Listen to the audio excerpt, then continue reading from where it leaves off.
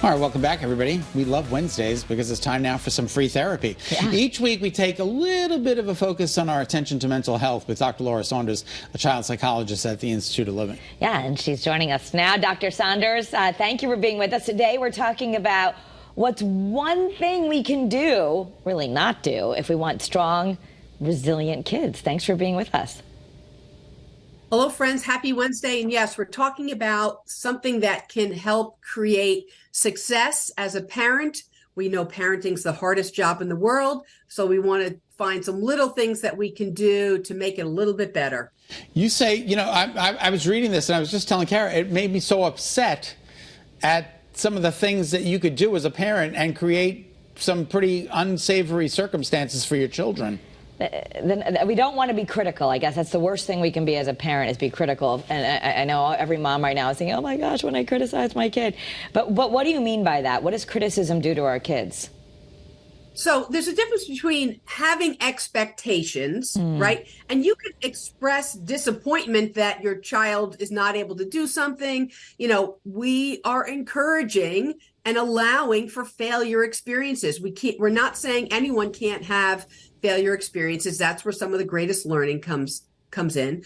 What we're saying is that your love is not attached to those expectations. If you don't get all A's, I won't love you. And even if that's not the direct message, often it's an indirect or unconscious message.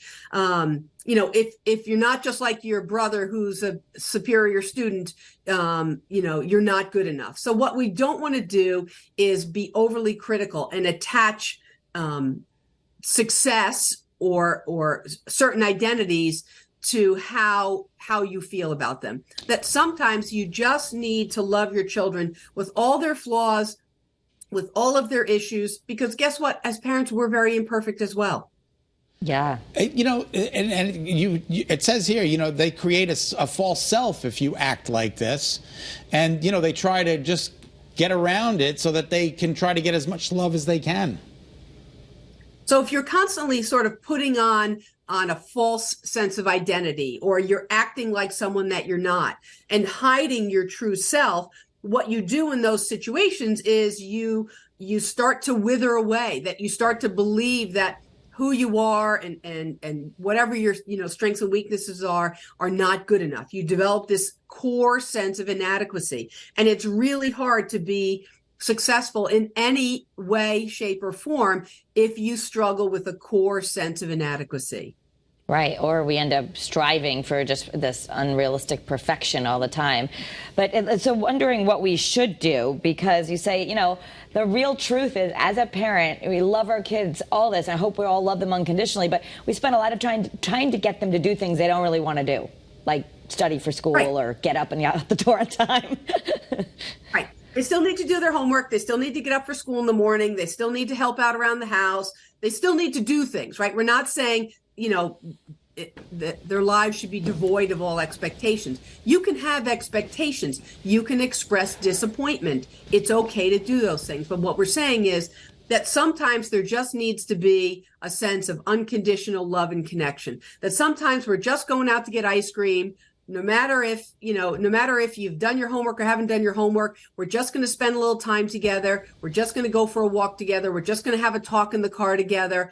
What kind of things are you interested in? What kind of things are you doing? Wow, that seems interesting, right? You're just expressing some care and concern that's not attached to a particular achievement. It's like when your son or daughter strike out in a softball game, when they get off the field, you don't say, gosh, you stink. You should just, kind of encourage them, say, you did the best you can and you'll try better the next time. Right. I mean, you can acknowledge that, that was a difficult experience. Yes, you did poorly on the test, or you didn't do well in this activity. Okay. I hear you're disappointed, right? We call it reflective listening, validating how they feel and say, okay, well, what do you need to do to fix it? Or is there something I can do to help you? But again, letting them get back on their feet and not attaching the whole of their identity to their achievements. If we can't let you go without admiring your hair today. It looks flawless. What an amazing job. It's going to be a good day.